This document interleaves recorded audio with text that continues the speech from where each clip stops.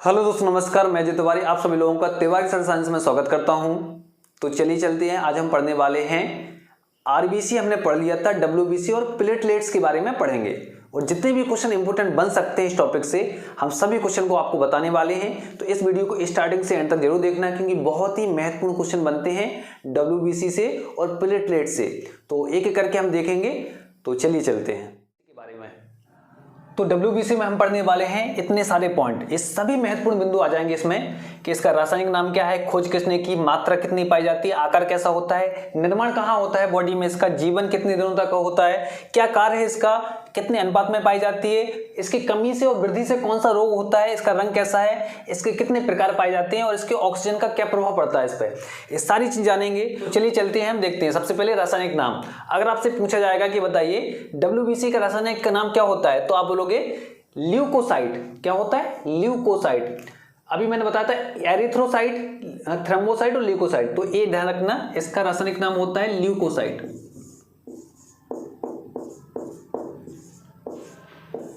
WBC का रासायनिक नाम ल्यूकोसाइट। नेक्स्ट क्वेश्चन बनता है कि इसकी खोज किसने की, तो इसकी जो खोज की थी उनका नाम है ग्रेविल।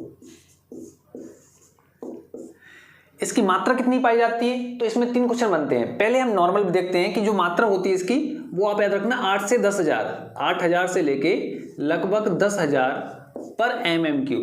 ये नॉर्मल आपको आंसर ही देना है, ठीक है। प्रति घन मिलीमीटर में 8,000 से 10,000 पाई जाती मात्रा, ठीक है। तो 8,000 से 10,000 वयस्क व्यक्ति की है। अगर पूछा जाए कि गर्भावस्था में जो शिशु होता है उसमें डब्ल्यूबीसी की कितनी मात्रा होती है, तो आप बोलोगे गर्भावस्था में जब शिशु होता है तो उसमें होती लगभग 17,000। और जो न्यू बॉर्न बेबी होता है, बिल्कुल हाल ही में जन्मा बच्चा, तो उसकी याद रखना आपको लगभग 12,000 होती है, घटती जाती है, ठीक है। तो जब बच्चा गर्भावस्था में है तो 17,000 है, जब उसका जन्म हो गया है तो घट के 12,000 हो गई, और थोड़ा बड़ा हुआ वो वयस्क अवस्था में आ गया तो 8,000 से 10,000, इतनी ही रहती है ऑन एन एवरेज। तो ध्यान रखना, गर्भावस्था में 17,000, जन्म लेने के बाद 12,000, और जो वयस्क व्यक्ति होती है उनमें 8,000 से 10,000 होती है। आकार अगर पूछा जाए कि बताइए इसका आकार कैसा होता है, जैसे आरबीसी का आकार अंडाकार बताया था मैंने, तो इसका आकार आप बोलोगे जो डब्ल्यूबीसी है उसका आकार होता है अमीबा के आकार का, मतलब अनियमित आकार होता है, कोई निश्चित आकार नहीं है इसका। तो आप बोलोगे इसका आकार अमीबा के आकार के समान होता है। कहने का मतलब है कैसा? अनियमित आकार होता है इसका, अनियमित।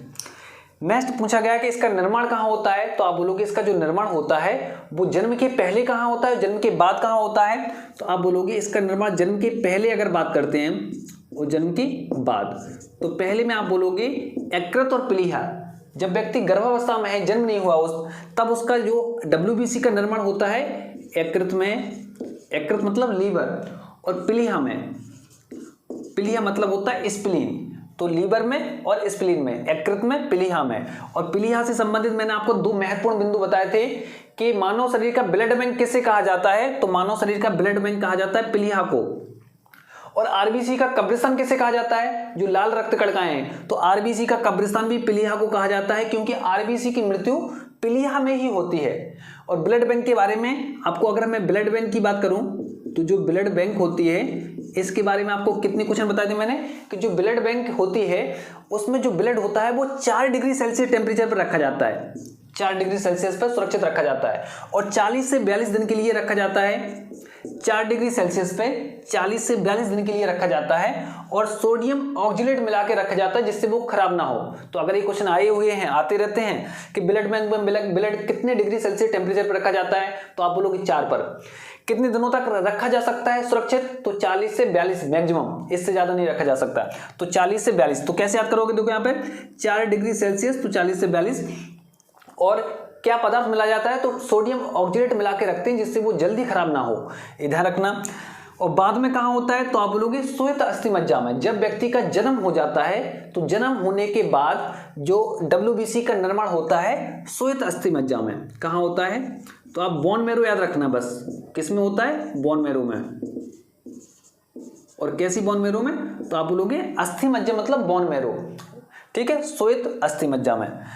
अगर जीवन की बात आती है कि बताइए इसका जीवन कितना है, जैसे हमने पढ़ा था कि आरबीसी का जो जीवन होता है वो 120 दिन का होता है, तो आप बोलोगे इसका जीवन है लगभग 3 से 5 दिन का।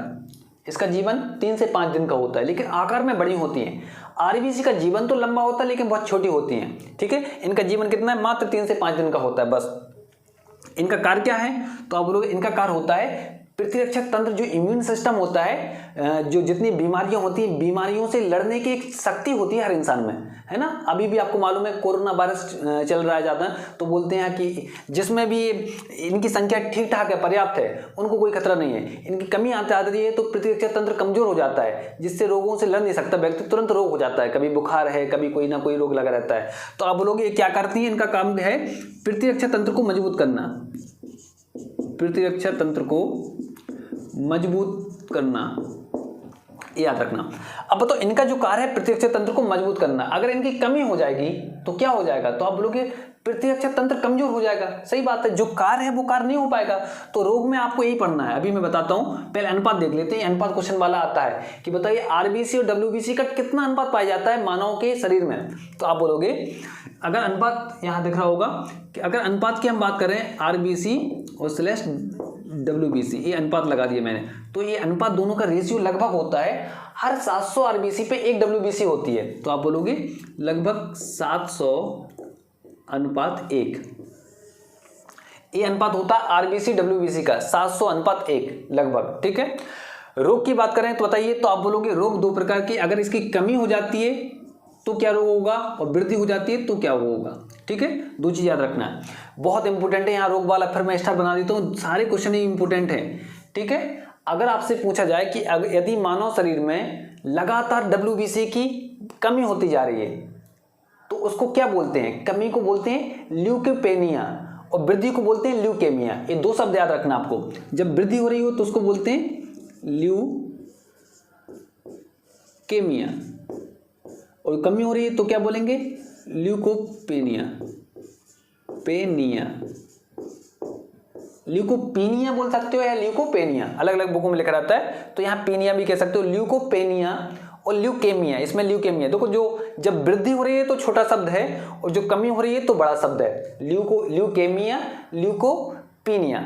अब यहाँ पर ध्यान देने वाली बात क्या है, जब डब्ल्यूबीसी की संख्या में लगातार कमी होती जाती है तो उसे बोलते हैं ल्यूकोपेनिया, और जब लगातार वृद्धि होती जाती है तो उसको बोलते हैं ल्यूकेमिया। अब इसमें आपको इतना ध्यान रखना है कि जब लगातार कमी हो रही है तो इसको बोलते हैं हम प्रतिरक्षक तंत्र कमजोर हो जाता है। इस कंडीशन में प्रतिरक्षक का तंत्र क्या हो जाता है, कमजोर हो जाता है। और लगातार अगर डब्ल्यूबीसी की वृद्धि हो रही है तो ब्लड कैंसर हो जाता है। इस कंडीशन को बोलते हैं ब्लड कैंसर। जब व्यक्ति को ब्लड कैंसर होता है तो उस कंडीशन में ऐसा होता है कि लगातार डब्ल्यूबीसी की मात्रा बढ़ती जाती है। तो आपको क्या याद रखना है कि जब डब्ल्यूबीसी की मात्रा में लगातार वृद्धि हो जाती है तो उसे बोलते हैं ल्यूकेमिया और ब्लड कैंसर नामक बीमारी हो जाती है। और जब लगातार कमी होती जाती है डब्ल्यूबीसी के शरीर में तो उसको बोलते हैं ल्यूकोपेनिया, और उसमें प्रतिरक्षक तंत्र कमजोर हो जाता है, बस मुख्य रूप से, ठीक है। अब रंग की बात करते हैं तो नाम ही है श्वेत रक्त कणिकाएं, तो कहने की बात नहीं है, और क्वेश्चन भी नहीं आता है, ऐसे क्वेश्चन नहीं आएंगे आपको, है ना। रंग कैसा रहेगा, श्वेत रंग रहेगा इसका। प्रकार की बात करते हैं, लेकिन प्रकार में बहुत सारी चीजें पढ़ना है, हमें अच्छे से पढ़ना है, थोड़ा सा बड़ा है। तो ऑक्सीजन का प्रभाव देख लेते हैं। तो अगर ह्यूमन ब्लड में आपको मालूम है शुद्ध रक्त होता है, अशुद्ध रक्त होता है। शुद्ध रक्त में ऑक्सीजन की मात्रा ज्यादा होती है ना, और अशुद्ध रक्त में CO2 कार्बन डाइऑक्साइड की मात्रा ज्यादा होती है। ये मैंने बताया था आपको पिछली वीडियो में, याद होगा आपको। तो उस पर ध्यान ना देके देखते हैं कि ऑक्सीजन, अगर ब्लड में ऑक्सीजन की मात्रा ज्यादा है तो डब्ल्यूबीसी की मात्रा कम होगी, नेगेटिव इफेक्ट पड़ता है। मतलब शुद्ध रक्त में डब्ल्यूबीसी की मात्रा कम होती है और अशुद्ध रक्त में डब्ल्यूबीसी की मात्रा ज्यादा होती है। जहां ऑक्सीजन ज्यादा होगी वहां डब्ल्यूबीसी कम होगी। तो ध्यान रखना कि ऑक्सीजन की मात्रा का प्रभाव, कि अगर ऑक्सीजन की मात्रा की संख्या बढ़ रही ब्लड में तो डब्ल्यूबीसी की संख्या क्या हो जाएगी, घट जाएगी, ये याद रखना, ठीक है। ऑक्सीजन की मात्रा बढ़ रही तो डब्ल्यूबीसी की मात्रा घट जाएगी। ये नेगेटिव इफेक्ट होता है, एक के बढ़ने से दूसरी चीज क्या हो जाती है, घट जाती है। तो ये ध्यान रखना। प्रकार पढ़ते हैं हम कि कितने प्रकार की होती है। तो ये सारे पॉइंट हो गए लगभग, एक बार चेक कर लेना आप अच्छे से, ठीक है। अब बस प्रकार बचे, इसका स्क्रीनशॉट लेके अच्छे से लिख लेना। तो चलिए चलते हैं, अब हम पढ़ने वाले हैं लास्ट पॉइंट जो हमने बताया था कि प्रकार, डब्ल्यूबीसी के कितने प्रकार होते हैं। तो डब्ल्यूबीसी के मात्र 2 प्रकार की डब्ल्यूबीसी होती है। एक को बोलते हैं ग्रेनुलोसाइट, इसका मतलब है कणीय प्रकृति की। क्या बोलेंगे इसको, कणों के रूप में जो पाई जाती है ना, कणीय प्रकृति की। दूसरी होती है अग्रेनुलोसाइट, अग्रेनुलोसाइट, तो इसको आप बोलोगे अकणीय। कणीय मतलब जिसकी प्रकृति जो कणों से मिलकर बनी है, छोटे छोटे पार्टिकल से मिलकर बनी है, और अकणीय मतलब जो कणों से मिलकर नहीं बनी है। इसमें जो कणीय प्रकृति की है वो 3 प्रकार की है, 3 है इसमें, और जो अकणीय है वो 2 है। इसमें कौन कौन सी है? तो एक है बेसोफिल्स, ये इंपोर्टेंट ध्यान रखना, बेसोफिल्स,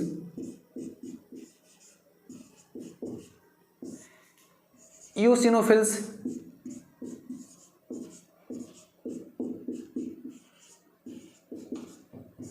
और न्यूट्रोफिल्स। ये आपको याद रखना पड़ेगा। ऐसे याद कर लो कि इंसान को बस ऐसे ही न्यूट्रल रहना चाहिए, बस मतलब बेसोफिल्स, ऐसे मतलब इओसिनोफिल्स, कैसे रहना चाहिए? न्यूट्रल रहना चाहिए, तो न्यूट्रोफिल्स, बस ऐसे ही न्यूट्रल रहना चाहिए, तो ये हो गया। इसके बाद इसमें जो अकणीय है वो है मोनोसाइट, लिम्फोसाइट, मोनोसाइट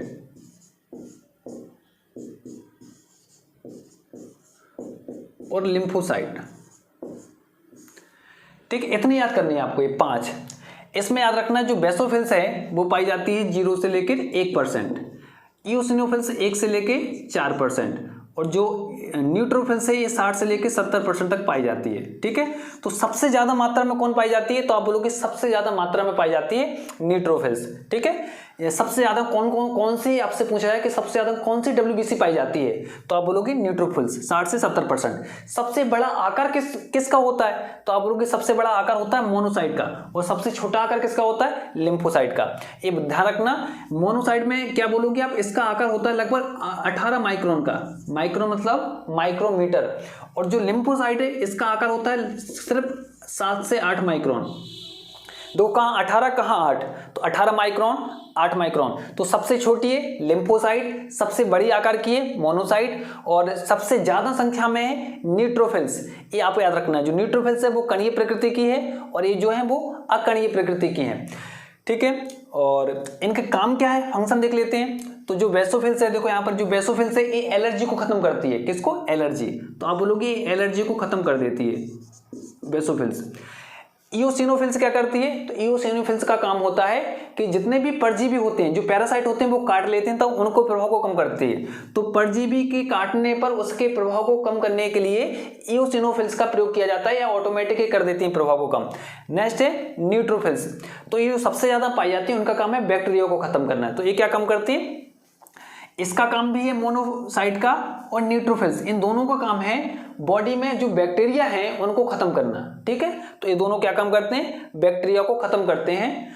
और इसका काम क्या है? तो एंटीबॉडी को प्रोड्यूस करना। आपको पढ़ाऊंगा मैं, जो ब्लड ग्रुप होता है उसमें एंटीजन क्या होता है, एंटीबॉडी क्या होती है। तो जो एंटीबॉडी को प्रोड्यूस करती है ना, वो लिम्फोसाइट होती हैं। तो ये क्या करती हैं? एंटीबॉडी को प्रोड्यूस करती हैं, सबसे छोटे आकार की होती हैं, और इनका आकार होता है 7 से 8 माइक्रोन। आप बोलोगे ये क्या करते हैं? बैक्टीरिया को नष्ट करते हैं, सबसे बड़े आकार की डब्ल्यूबीसी होती हैं, और इनका आकार होता है 18 माइक्रोन। ठीक है, ऐसे आपको याद रखना है। अगर परसेंटेज की बात करूं मैं, तो ये लगभग पाई जाती है 5 से लेके 10%, और ये पाई जाती है 25 से लेके 30%। ये परसेंटेज भी देख लो। ठीक है ना, तो इसका अच्छे से व्यवस्थित करके मैं आपको दे दूंगा टेलीग्राम पे, आप नोट्स बना लेना, एक एक करके सभी वीडियो की नोट्स बनाते जाना। तो चलिए अब आरबीसी डब्ल्यूबीसी के बाद हम पढ़ने वाले हैं प्लेटलेट्स, बिम्बाणु। ठीक है, एक तो यहाँ पे गर्मी बहुत ज्यादा हो, फैन चलाता हूँ तो आवाज रिकॉर्ड हो जाती है इसमें, तो जल्दी से इसको देखते हैं, है ना, एक एक करके। रासायनिक नाम, खोजकर्ता, मात्रा, जीवन और कार्य रोग। सबसे ज्यादा इंपॉर्टेंट जो है वो आरबीसी है, सेकंड नंबर पे डब्ल्यूबीसी, और थर्ड पर प्लेटलेट्स, जिसको हम बोलते हैं बिम्बाणु। इसका रासायनिक नाम होता है थ्रोम्बोसाइट, और खोजकर्ता है विलियम ओसलर, ये याद रखना। तो रासायनिक नाम क्या बोलोगे आप? थ्रोम्बोसाइट, खोज करता है विलियम ओसलर।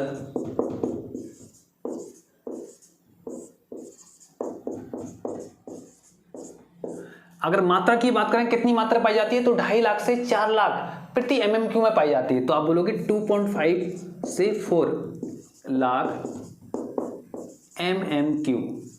याद रखना, सबसे ज्यादा पाई जाती है आरबीसी, सेकंड नंबर पे ये पाई जाती है प्लेटलेट्स, और थर्ड नंबर पर डब्ल्यूबीसी। सबसे कम मात्रा डब्ल्यूबीसी की होती है, सबसे ज़्यादा आरबीसी की, और इनकी मात्रा बीच में है दोनों के, आरबीसी और डब्ल्यूबीसी के बीच में होती है इसकी मात्रा। तो 2.5 लाख से 4 लाख MMQ, ठीक है। जीवन कितने दिन का होता है? तो इनका जीवन होता है लगभग 7 दिन का। अगर हम कार्य की बात करें तो इसका कार्य होता है रक्त का थक्का जमाने का कार्य असली इसी का होता है, जो मैंने बताया था प्लाज्मा। तो प्लाज्मा में जो प्रोटीन पाई जाती है वो इसमें भी एक प्रोटीन होती है, तो उससे रिएक्शन करके रक्त का थक्का बनाती है। तो याद क्या बोलोगे आप? इसका काम है रक्त का थक्का बनाना, रक्त का थक्का बनाना। और रोग कौन सा होता है? तो याद रखना इसकी कमी से कौन सा रोग हो जाएगा? तो इसकी कमी से रक्त का थक्का नहीं बन पाता है सही से। तो आप बोलोगे इसकी कमी अगर कितनी कमी हो जाए, इसकी संख्या अगर 50,000 से भी कम हो जाती है तो बॉडी में क्या कहीं भी चोट लग जाती है तो रक्त बेहतर रहता है हमेशा, ठीक है ना, कंटिन्यू क्या हो जाएगा, ब्लीडिंग होती रहेगी। तो एक चीज याद रखना कि 50,000 से संख्या कम होने पर क्या होते हैं, जो डॉक्टर लोग होते हैं क्या करते हैं, एडमिट कर लेते हैं मरीज को। क्यों? क्योंकि फिर कहीं आपको नाक से, आपको मालूम है नाक से ब्लड आने लगता है, मुंह से ब्लड आ सकता है, कान से ब्लड आ सकता है। तो ब्लड आ सकता है ना, नाक मुंह कान से, आपने देखा होगा नाक से बहुत सारे लोगों के नोच से ब्लड आने लगता है। तो इसी वजह से होता है कि इनकी संख्या क्या होती है, इनकी संख्या 50,000 से कम पहुंच जाती है, जिस वजह से ऐसा होता है। तो ध्यान रखना है, सारे पॉइंट हो गए लगभग। तो ये रक्त का पूरा टॉपिक अच्छे से कंप्लीट हो जाता है, जिसमें हमने रक्त पढ़ लिया, आरबीसी पढ़ी, फिर डब्ल्यूबीसी और प्लेटलेट्स का ये वाला वीडियो पढ़ लिया। तो thank you for watching video. यदि आपको वीडियो अच्छा लगा तो चैनल को सब्सक्राइब कीजिए, वीडियो को लाइक और शेयर कीजिए और कमेंट करके जरूर बताना कि कैसा लगा वीडियो। धन्यवाद।